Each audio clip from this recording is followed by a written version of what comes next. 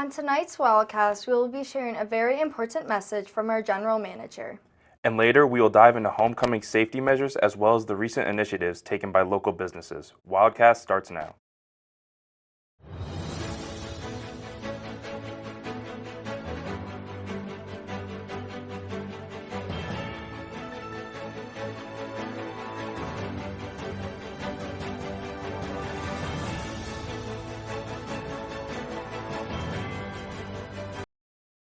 Good evening and welcome to Wildcast. Before we begin tonight's show, I want to deliver a special message from Colin Morgan, the general manager of UATV3. On October 30th, we lost one of our own, Sophia Trodel, the general manager of Camp Student Radio. Sophia, along with two other University of Arizona students, Josiah Santos and Katia Castillo Mendoza, tragically lost their lives in a hit-and-run accident at the intersection of 2nd Street and Euclid Avenue. Sophia was more than a leader at camp. She was a friend, a creative voice, and someone who inspired everyone she worked with. The tragedy has left a deep impact on our student media community across camp, the Daily Wildcat, and here at UATV3. Together, we are standing in solidarity to honor Sophia, Josiah, and Katia's memories and push for meaningful change. Arizona Student Media has partnered with ASUA on a resolution calling for improved pedestrian safety at that intersection, specifically the installation of high-intensity activated crosswalk beacons, or HAWK lights. The effort isn't just about infrastructure, it's about ensuring that no other students, friends, or family have to experience the pain of a preventable loss. On behalf of UATV3, we extend our deepest condolences to Sophia's family, her friends, and everyone who knew and loved her. We will continue to honor her legacy by telling stories that matter, uplifting student voices, and advocating for a safer, stronger campus community. Sophia, your light continues to guide us.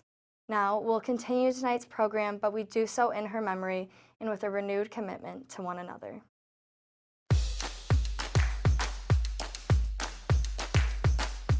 I'm Kate Condon, and you're watching UATV3.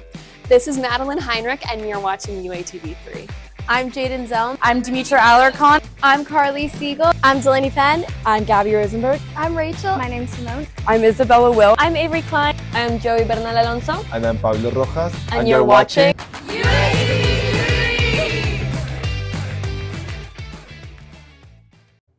Thank you for joining us for that message. I'm Rachel Keatsman. And I'm Alex Kastner. We're now going to get straight into tonight's show. To start us off, the U of A's measures to ensure safe homecoming. As large crowds gathered to celebrate, a team of UAPD and several partner agencies focused on public safety. They did so by managing traffic flow and directing pedestrians along secure walking routes. To further support for these efforts, the Safe Cats app launched a new game day feature. This includes a dedicated game day button, which provides real-time safety updates, parking options, weather alerts, and further resources. These additions are all with the goal to make it easier for Wildcats to stay informed and prepared for games. Providing resources beyond just safety, the U of A received a study abroad donation that will go towards students. Steve and Margaret Kerr have committed to donating $1 million to funding study abroad scholarships. Steve Kerr, a professional basketball coach and U of A alum, recalls his own experiences abroad.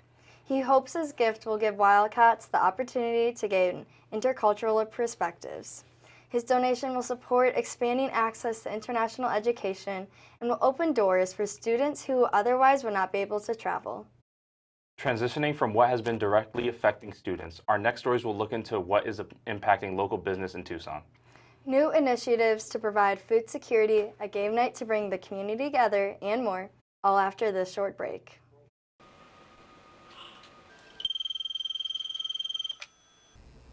I'll be right there.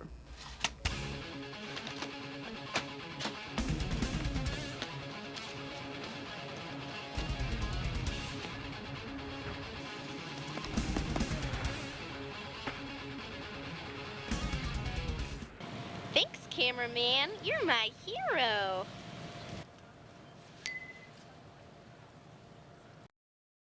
With a wide scene of locally owned businesses, our next stories will look into how they bring Tucson's community together. The first is how local restaurants are working to build food security. Tucson small businesses are rallying together to support those affected by SNAP benefits amid the government shutdown. Katsu House gave 1 hot meal per day to anyone with proof of SNAP or government layoff. Their offer ended yesterday, but they are not the only ones. Another business, Bubby's Bagels, offers several bagel options to anyone who asks for the Community Care Special, no questions asked. This offer is available at both locations. These businesses hope to provide a little extra relief and connect in the community. Bringing community together in a different way, a restaurant on University aims to unite through game nights. Once a month, Snakes and Lattes, a board game cafe near campus, hosts a social game night for all to attend. UATV3 reporter Nicole Fliore joined the fun and has more.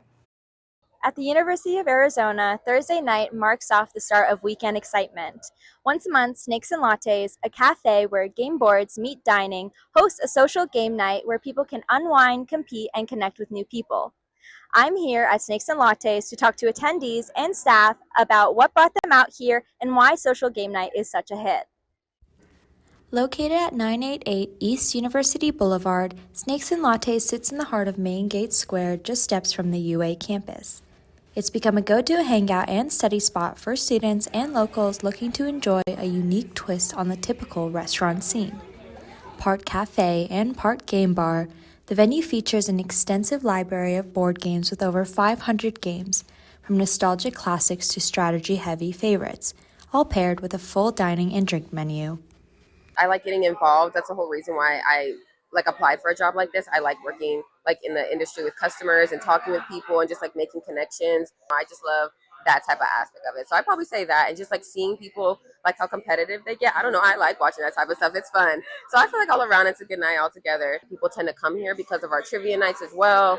I don't know. I feel we try to base it around towards our audience, not just the ones in Tempe where they have maybe an older crowd or they don't have the U of A kids. So that's kind of how we depict coming up with our events and our game nights and stuff like that. The Snakes and Lattes Tucson location opened in 2019, bringing its signature Play While You Dine experience to college towns. The Tucson location regularly hosts themed trivia nights, social game nights, and other community events, drawing both students and local residents alike. I ran into my roommate on campus and he told me about it, and I just decided to come out here and play a game with him. It's been a long week, and felt like I needed to have a bit of fun. I got invited by my friend Adam to come check out this place because we heard that they were having a game night. I'm drinking a cold brew with hazelnut. It's delicious, and I ordered some food, so can't wait for it to come out. And we're just learning the rules of Upwards. I like how it's a cafe. I like how it has the option to drink if you want to. I do like the industrial look with the exposed piping. It's very Tucson. So it's an overall really good vibe. These game nights too, you kind of see people gravitate towards each other, see what other games people are playing, and chime in and get together with them. With UATV3 in Tucson, Arizona, I'm Nicole Faraya. With a focus on local artists, another business near campus is reaching the community. PopCycle is a one-of-a-kind shop that turns old treasures into new art, known for its creative use of recycled materials and its dedication to sustainability and local artists. This colorful store is making a big impact in the community. Bringing a glimpse of the shop to today's show, UATV3 reporter Avery Klein visited and has more.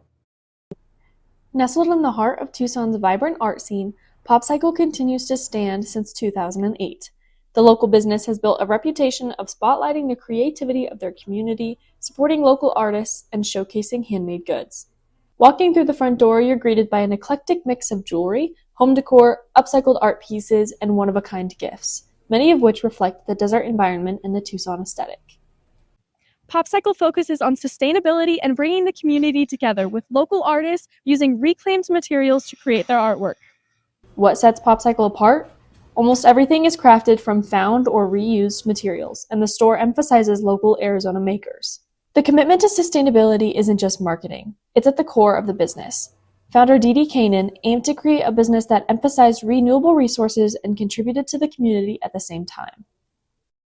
Basically, when we started making things, I really wanted to have a sustainable element about it because I just saw so many things getting thrown into the garbage and going into our waste streams.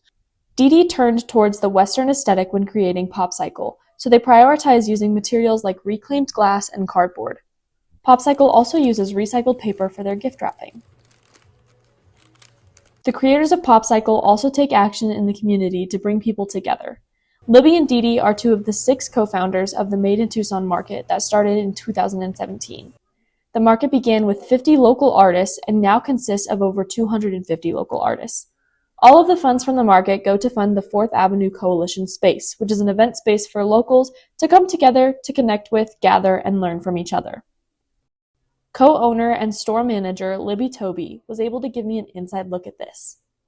Popsicle has been doing community advocacy on a little scale in this neighborhood since we opened in 2008. Being here at Popsicle and connecting with so many people, we've learned about so many other organizations or individuals that are doing similar things, and we couldn't do it without our incredible customers and community and neighbors. It's been wonderful to connect in that way. Because Popsicle focuses on as much sustainability and localism as possible, it attracts customers from all over the country. Visitors make an effort to return back to Popsicle every time they're in Tucson. Popsicle is open to the public 11 a.m. to 5 p.m. 7 days a week. It is a great place to explore funky and creative artwork of all sorts of varieties. Reporting for UATV3, Avery Klein. You know, Alex, it's pretty awesome that we get to put a spotlight on such great businesses in our community.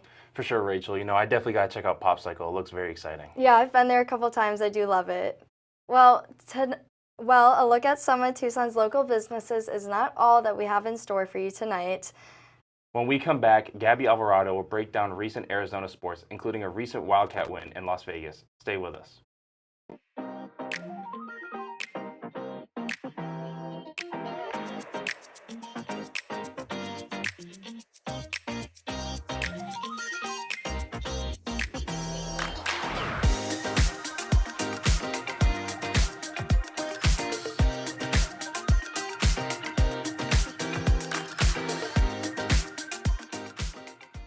Welcome back, everyone. My name is Gabby Alvarado, and I'm your sports anchor for the night. Let's get into all things Arizona sports from this week and weekend on this episode of Wildcast.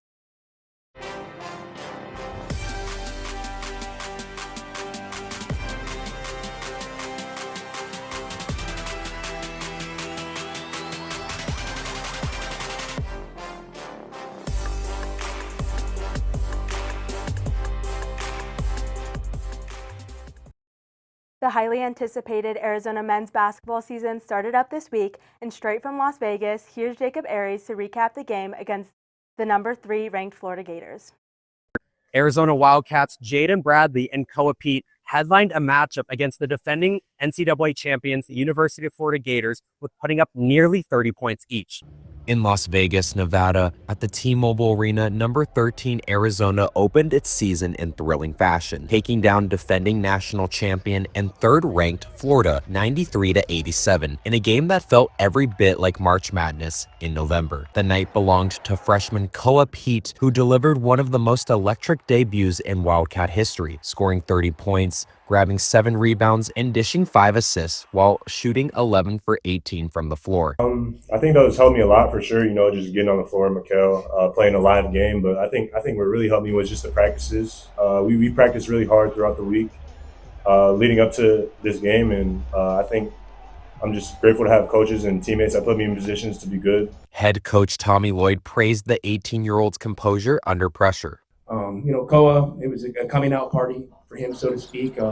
Everyone's known about him, but no one's really studied him and watched him.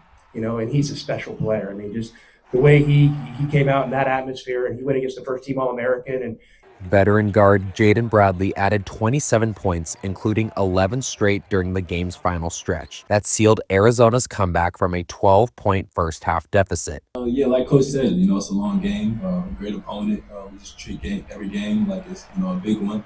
And most importantly, we gotta don't get too high, don't get too low, and have a great practice Wednesday. The Wildcats shot nearly 50% from the field, tightened up defensively in the second half, and showcased the balance and maturity that could define their season. With the 93-87 victory, Arizona not only starts their season 1-0, but makes an early statement that the road to the Final Four might just have to run through Tucson. For UATV3, I'm Jacob Aries.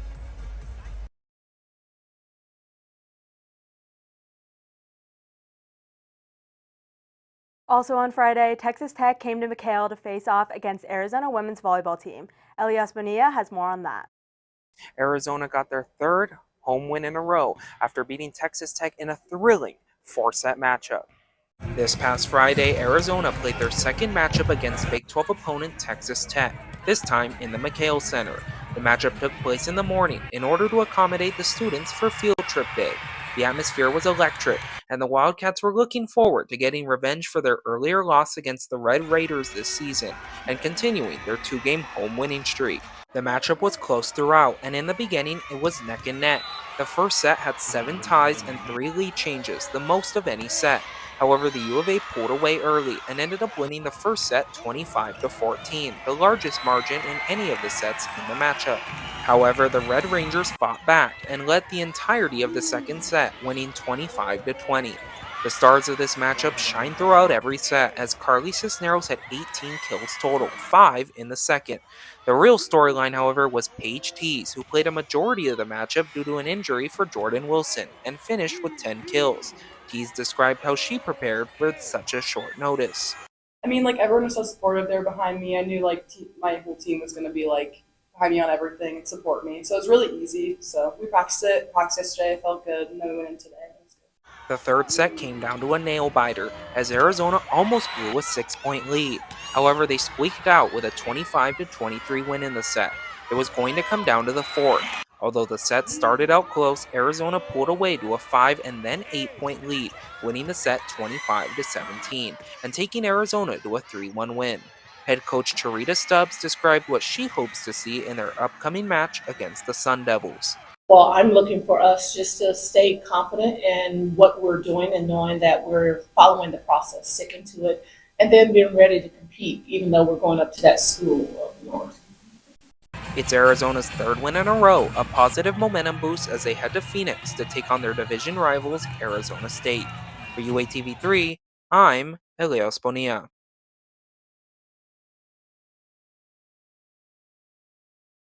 And finally, Simone Thomas got to cover the Saturday's homecoming football game against the Kansas Jayhawks. Let's check it out. The Arizona Wildcats delivered a dramatic come-from-behind victory in front of the home crowd at Arizona Stadium on Saturday, defeating the Kansas Jayhawks 24-20. The win is massive for the program as it makes the Wildcats officially bowl eligible for the second time in 3 years, but it took a stunning drive in the final minutes to seal the deal.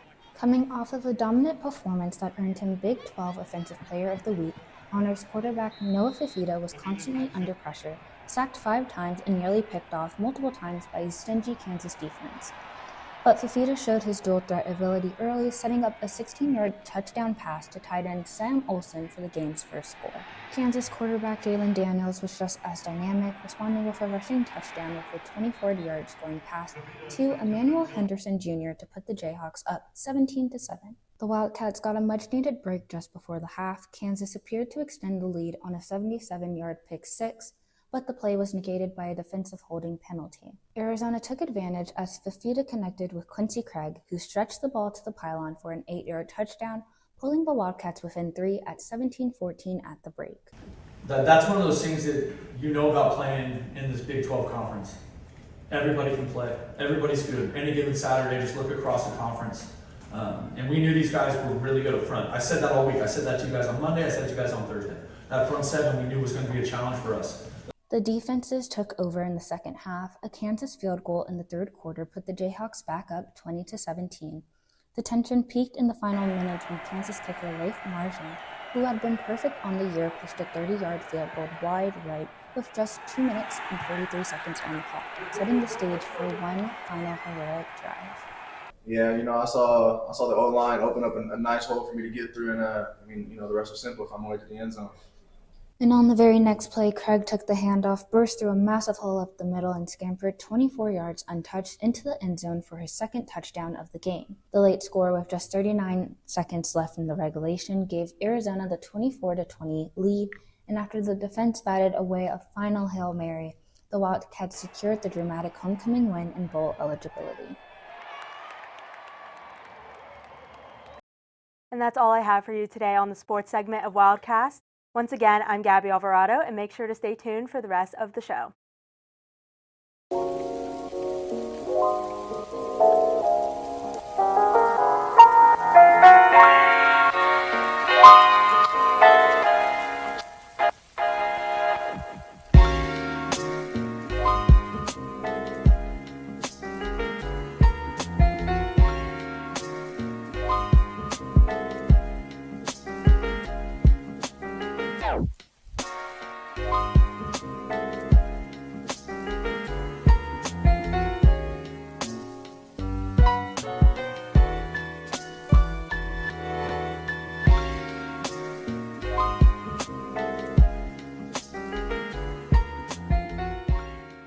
That's all we have for you on tonight's Wildcast. Thank you so much for joining us. Be sure to like us on Facebook, follow us on Instagram, and subscribe to our YouTube channel to catch up on all of the shows. Once again, I'm Alex Kastner. And I'm Rachel Keatsman. We'll see you on Wednesday for a very fun episode of On the A-List, our entertainment show. You won't want to miss it. But until then, bear down, Wildcats.